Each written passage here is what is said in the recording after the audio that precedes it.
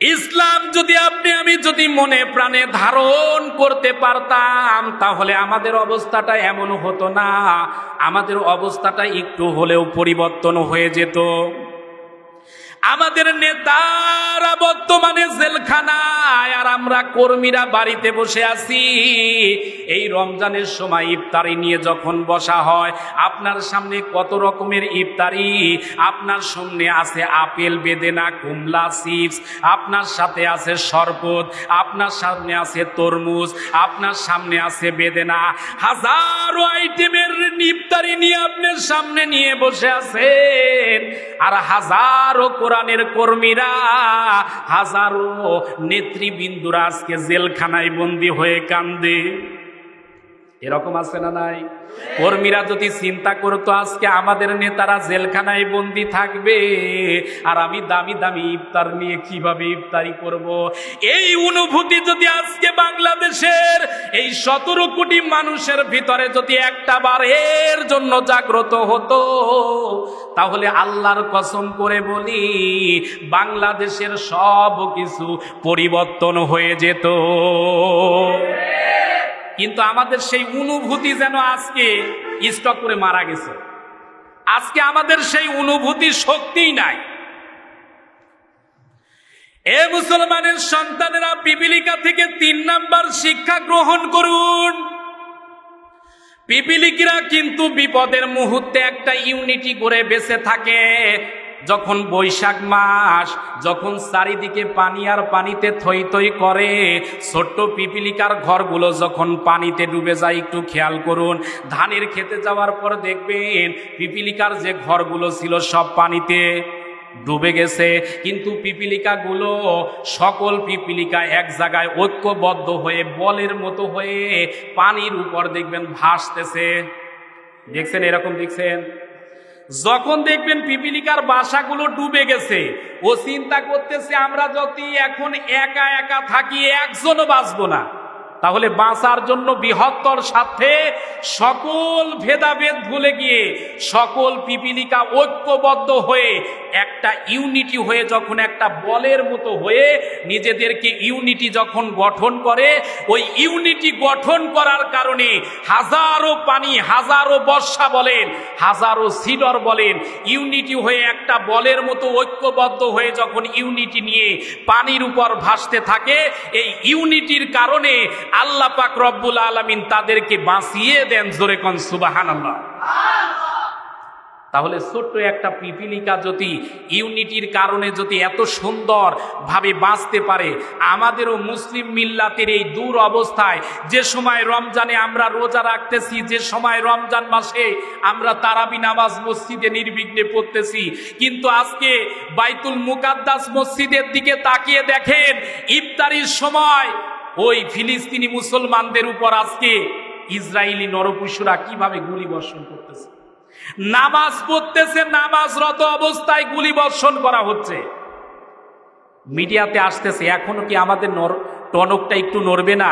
আমাদের বিবেকটা এখনো যদি জাগ্রত না হয়, তাহলে আল্লাহর কাছে আর যাই হোক আমরা জবাব দিতে, এ কথা বলেন, পারা যাবে? আমাদের জেগে ওঠা দরকার আছে না? নেই?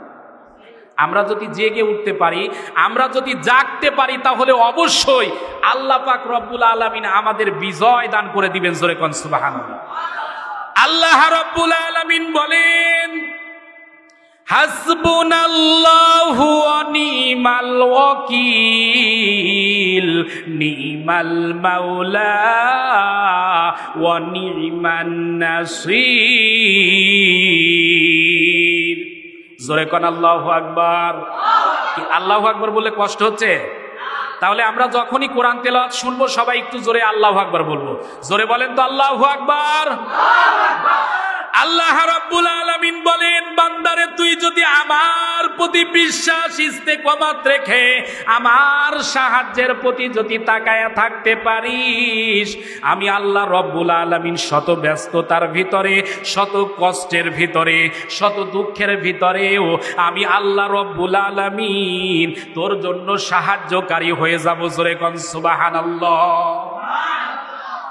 এ মুসলমানের সন্তানেরা, আজকে দুঃখজনক হলেও সত্য, আজকে আমরা আলেম আলেমি আজকে এক হতে পারতেছি না। কথা বলে না কেন ভাই? কি আপনারা একটু সামনে আগে আসলে ক্ষতি হবে? একটু সবাই একটু আগে আসি। আজকে আমরা কিন্তু আলেম আলেমি এক হতে পারতেছি না। অন্য সাধারণ মানুষের কথা একটু বাদই দিলাম, কিন্তু দুই আলেম কি এক আলেম আর এক আলেমকে সহজে দেখতে পারে? এ কথা বলেন, দেখতে পারে? আজকে অবস্থা লাজুক হয়ে গেছে।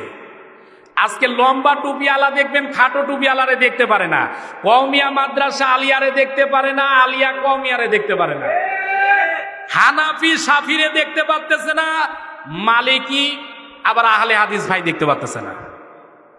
কেউ গরম সুন্নি, কেউ নরম সুন্নি, কেউ জিলাপি মার্কা, কেউ হচ্ছে লাড্ডু মার্কা। এ কথা বলে না কেন? আজকে আলেমরা বিভিন্ন দলে বিভক্ত হওয়ার কারণেই জালেমেরা আমাদের উপর অত্যাচারের স্টিম রোলার চালানোর সুযোগ পেয়েছে। ঘরে 5টা ভাই যদি ঐক্যবদ্ধ হয়ে থাকে, ওই ঘরে যাই হোক আর চোর আসতে পারবে না। চোর আসবে, কিন্তু যখনই 5 ভাই বিভক্ত হয়ে ঘর থেকে বের হয়ে যাবে, চোর চিন্তা করবে ঘরে যেহেতু কেউ নাই, মাগার এই সময় চুরি করা লাগবে।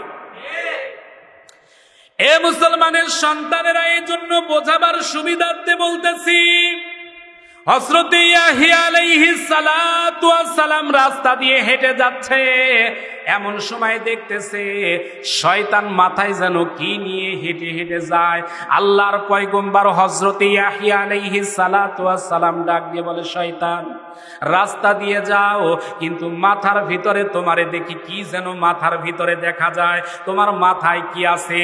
শয়তান ডাক দিয়ে বলে, হুজুর আমার মাথার ভিতরে 3টা ঝাঁকা আছে, এই 3টা ঝাঁকা নিয়ে আমি দেশে দেশে, আমি গ্রামে গ্রামে, মহল্লায় মহল্লায়, দেশে দেশে আমি ফেরি করে বেড়াই, যাতে করে এই 3টা সামগ্রী একটু বিক্রি করা যায়।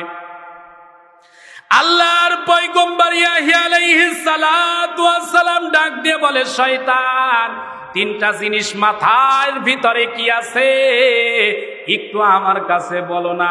শয়তান ডাক দিয়ে বলে, না হুজুর আপনারে বলা যাবে না। কিন্তু ইয়াহইয়া আলাইহিস সালাতু ওয়াস সালাম ডাক দিয়ে বলে, শয়তান তুই যদি আমার কাছে না বলিস, তোরে আমি যাইতেও দিব না। যাইতে দিব? যাইতেও দিব না। এক পর্যায়ে শয়তান ডাক দিয়ে বলে, আল্লাহর পয়গম্বর আপনি যেহেতু নবী, আমারে যেহেতু যাইতে দিবেন না, এজন্য আপনার জন্য বলি, আমার এই 3টা ঝাঁকার ভিতরে 3 জাতীয় জিনিস আছে। একটা ঝাঁকার ভিতরে আমার আছে জুলুম, আর একটা ঝাঁকার ভিতরে আছে কৃপণতা, আর একটা ঝাঁকার ভিতরে আছে হিংসা। কয়টা জিনিস বললাম? 3টা জিনিস। 1 নাম্বার আছে কৃপণতা, 2 নাম্বার আছে জুলুম, 3 নাম্বার আছে হিংসা। নবী হযরত ইয়াহইয়া আলাইহিস সালাতু ওয়াস সালাম ডাক দিয়ে বলে, শয়তান তাহলে বল তো দেখি, বল তোর কাছে যে 3টা সামগ্রী আছে কার কাছে বিক্রি করব? এমন সময় শয়তান ডাক দিয়ে বলে, আল্লাহর পয়গম্বর এই পৃথিবীর জমিনে আমি ঘুরি, এই পৃথিবীর জমিনে যারা কৃপণ মার্কা আছে এদের কাছে আমি ধন সম্পদ কৃপণতা বিক্রি করতে চাই। যারা ধনী ব্যক্তি তাদের কাছে আমি কৃপণতা বিক্রি করব। এই পৃথিবীর জমিনেও দেখবেন যাদের আগে টাকা ছিল না, পয়সা ছিল না, হঠাৎ করে যদি কেউ ধনী হয়, ওর দেখবেন কৃপণতার মাত্রা আরো বেড়ে যায়। যদি হঠাৎ করে কেউ ধনী হয়, ওর দেখবেন কৃপণতার মাত্রা এত বেড়ে যায় যে ভাষা বলা যায়। এরকম কৃপণ আছে না নাই? ওর কাছে গিয়ে বলবেন, ভাই আমাদের একটা মাদ্রাসা আছে, মাদ্রাসায় এতিম ছাত্ররা খাওয়া দাওয়া করে, চলাফেরা করে, আমরা একটা মাহফিল করব, আমরা একটা ইফতার মাহফিল করব, আপনি যদি আমাদেরকে একটু সহযোগিতা করতেন, আপনি যদি আমাদেরকে একটু সাহায্য করতেন, তাহলে আমরা এই প্রোগ্রামটা ভালোভাবে করতে পারতাম। ওই কৃপণ ব্যক্তি বলবে, ব্যবসা বাণিজ্যের অবস্থা এত খারাপ। এরকম কৃপণ আছে না নাই? আর যদি আপনি রিক্সাওয়ালা, ঠেলাওয়ালা, কামার কুমার, জেলের কাছে যান, যে গরিব কিন্তু অভাব অনটন আছে, কিন্তু সামান্য টাকা আছে, কিন্তু মনের ভিতরে ঈমান আছে, ওই ব্যক্তির কাছে গিয়ে যদি আপনি বলেন আল্লাহর বান্দা আল্লাহর ভয়ের কারণে 10 টাকা 20 টাকা 100 টাকা 500 টাকা আল্লাহর রাস্তায় দান করে দেয়, জোরে কোন সুবহানাল্লাহ। এ মুসলমানের সন্তানেরা, যে কথাটা বলতেছিলাম, তার মানে ধনী ব্যক্তির কাছে কৃপণতা বিক্রি করবে শয়তান। 2 নাম্বার বলতেছে আমার কাছে যে পুটলি আছে তার ভিতরে আছে জুলুম। আল্লাহর পয়গম্বর ডাক দিয়ে বলে আপনি জুলুম কার কাছে বিক্রি করবেন? এমন সময় শয়তান ডাক দিয়ে বলে হুজুর, এই পৃথিবীর জমিনে যারা সরকার মহোদয় যারা থাকবে ক্ষমতায়, এই মানুষগুলোর কাছে আমি জুলুম বিক্রয় করব, যাতে করে জুলুম ক্রয় করার পর জনগণের উপর একটু অত্যাচার করা যায়। বুঝে থাকলে বলুন তো, পৃথিবীর জমিনে এরকম জালেম সরকার আছে না নাই? আজকে গোটা পৃথিবীর জমিনের দিকে তাকায় দেখেন, যারা জালেম এরা জনগণের উপর স্টিম রোড চালাচ্ছে, এক মুহূর্তের জন্য মুমিনদেরকে শান্তিতে থাকতে দিচ্ছে না। আজকে জেরুজালেমের দিকে তাকায় দেখেন, মুসলিম মিল্লাত আজকে কষ্টে কেঁদে পাগল হয়ে যাচ্ছে। নামাজরত অবস্থায় মুসলমানদের উপর রক্ত রঞ্জিত করা হচ্ছে, গুলি বর্ষণ করা হচ্ছে। অথচ আজকে সার্কভুক্ত দেশ 57টি, মুসলিম সার্কভুক্ত 57টি দেশের প্রতিনিধি দল যদি এক একটা করে, এদের জন্য মুসলমান প্রতিনিধি দল যদি মুসলিম বিশ্ব থেকে মুসলমান ভাইদের জন্য বাইতুল মুকাদ্দাস মসজিদকে যদি আবার পুনরুদ্ধার করার জন্য যদি পাঠানো হতো, আর যদি সেখানে মুসলিম মিল্লাতেরা ঐক্যবদ্ধভাবে হুঙ্কার ছাড়তো, আল্লাহর কসম করে বলি জালেম পন্থীরা বাইতুল মুকাদ্দাস মসজিদকে তারা আবদ্ধ করে রাখতে এক মুহূর্তের জন্য পারত না। কিন্তু আজকে আমাদের অবস্থা কি? আজকে মুসলমান সরকার যারা আছে এরা মুনাফিক রূপ ধারণ করেছে। সৌদি আরবের মতো মুসলিম সরকার আজকে কথা বলে না, সৌদি আরবের মতো মুসলিম শাসক আজকে মুনাফিকের মতো রূপ ধারণ করে আজকে অন্য অন্য মুসলিম রাষ্ট্রগুলো যখন কান্নায় ভেঙে পড়ে এরা কথা বলতে চায়। কথা ঠিক না ভুল বলতেছি? এটাই বাস্তবতা। আজকে জাগাতে ভূত পড়ে গেছে। এ মুসলমানের সন্তানেরা, আল্লাহর পয়গম্বর ইয়াহইয়া আলাইহিস সালাতু ওয়াস সালাম এক সময় ডাক দিয়ে বলে শয়তান, 3 নাম্বার তোমার কাছে আছে, যেটা সেটা তুমি কার কাছে বিক্রয় করবা? এমন সময় শয়তান ডাক দিয়ে বলে 3 নাম্বার ঝাঁকার ভিতরে আছে হিংসা। এমন সময় পয়গম্বর ডাক দিয়ে বলে তুমি হিংসাটা কার কাছে বিক্রি করবা? শয়তান ডাক দিয়ে বলে হুজুর, এটা আমি ধনীর কাছে বিক্রি করব না, এটা আমি সরকারের কাছে বিক্রয় করব না, এটা আমি জনগণের কাছে বিক্রি করব না, বরং আপনার মতো দাড়িওয়ালা টুপিওয়ালা পাগড়িওয়ালা ওরে নামাজি দাড়ি টুপিওয়ালা যারা আছে তার মানে হুজুরদের কাছে বিক্রয় করব। যার কারণে দেখবেন এক হুজুর আর এক হুজুরকে দেখতেই পারে না। কথা কি ঠিক না ভুল? আজকে দেখবেন হুজুর হুজুরের মিল নাই, এক ফতোয়া নিয়ে শত ফতোয়া, একটা বিষয় নিয়ে হাজারো ফতোয়া। এক আলেম যদি কোনো রকমে একটা ভুল করে, ওই ভুল তালি বাজাইতে বাজাইতে দেখবেন কিয়ামত হয়ে যাবে দেশে। মিজানুর রহমান আজহারি ভাই একটা কথা বলাতে গোটা পৃথিবীর আলেমরা ফতোয়াবাজি করে জালেম বানিয়ে ছিলেছে। আজকে কোরআনের পাখিগুলো কারাগারে কান্দে, এই নিয়ে কোনো আলেমের আজকে কথা বলা শুনি না। কিন্তু হাজারো ফতোয়া দিয়ে আজকে সাধারণ জনগণকে বিভক্ত করার এরকম আলেম বাংলাদেশে আজকে অভাব নেই। এ মুসলমানের সন্তানেরা, কথাগুলো একটু হৃদয়ের কান দিয়ে শুনবেন। আজকে এই পৃথিবীর জমিনে ঐক্য না থাকার কারণে সাধারণ মানুষগুলো যেমন বিপদে, আলেমেরাও কিন্তু আজকে মহা বিপদে। আজকে জনগণ কি আমরা শান্তিতে আছি? এ জনগণ শান্তিতে আছি? ওরে জনগণ আরো বিপদে আছে। এক সময় তেলের দাম বেড়ে যায়, আর এক সময় পেঁয়াজের দাম বেড়ে যায়। বর্তমানে তরমুজের দাম আকাশ চুম্বি। কথা বলে না কেন? একটা তরমুজ কিনতে গেলে কমপক্ষে 500-600 টাকা গোনা লাগে। তার মানে গরিব মানুষের পক্ষে তরমুজ কিনা সম্ভব তারপরেও আমরা ডিজিটাল দেশেই বাস করি। এ মুসলমানের সন্তানেরা, তার মানে অবস্থা হলো এমন, যদি আপনি চুপ করে থাকেন তাহলে ভালো থাকবেন, আর বললেই কিন্তু মামুরা এসে আপনাকে নিয়ে যাবে। আজকে অবস্থা এত খারাপ হয়ে গেছে, হক কথা যারা বলে তারাই বিপদে। এই জন্য আমি মাঝে মাঝে একটা কথা বলি, আজকে বক্তারা হক কথা বলে না, দাওয়াত কমে যাবে। ওরে পীরেরা হক কথা বলে না, মুরিদ কমে যাবে। মুসল্লিরা হক কথা বলে না, মামু বাড়ি যাওয়া লাগবে। ইমাম সাহেব হক কথা বলে না, চাকরি চলে যাবে। আজকে চাকরির ভয়ে অনেক ইমাম কথাই বলতে চায় না। মানে ও মনে করে আমার ইমামতি চলে গেলে আমার বউ বাচ্চা খাবে কি? বুঝে থাকলে বলুন তো, রিজিকের মালিক কে? জোরে কোন, রিজিকের মালিক কে? আল্লাহ যদি রিজিক দেয়, এই বিশ্বাস যে কলিজার ভিতরে যিনি লালন করে, সে আর যাই হোক কোনো মানুষের কাছে মাথা নত করতে। কিন্তু আজকে আমরা আল্লাহকে ভয় বাদ দিয়ে মানুষের কাছে, মুতআল্লির কাছে, সভাপতির কাছে 5 আটা গোলাম হয়ে 5,000 টাকার বেতন অনেকেই চাকরি।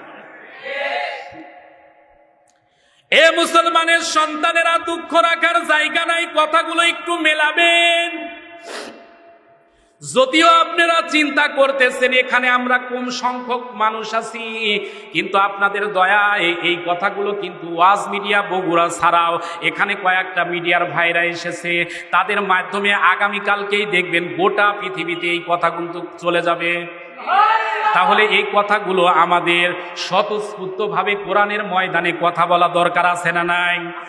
সন্তানেরা, কথাগুলো একটু হৃদয়ের কান দিয়ে শুনবেন। আজকে জনগণ কেমন বিপদে।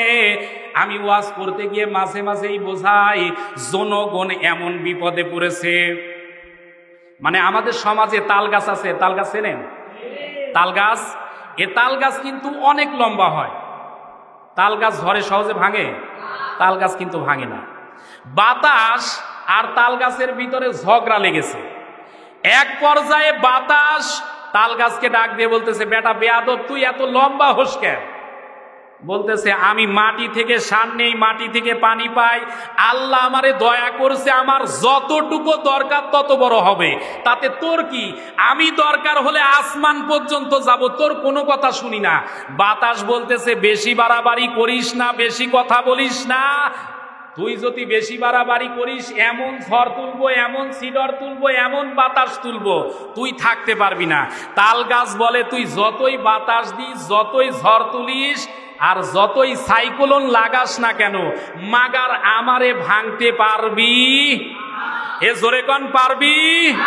তার মানে ঝড় বাতাস আসলেও তাল গাছ কি ভাঙে? এ মুসলমানের সন্তানেরা, কি কথাটা বললাম একটু হৃদয়ের কান দিয়ে শোনেন।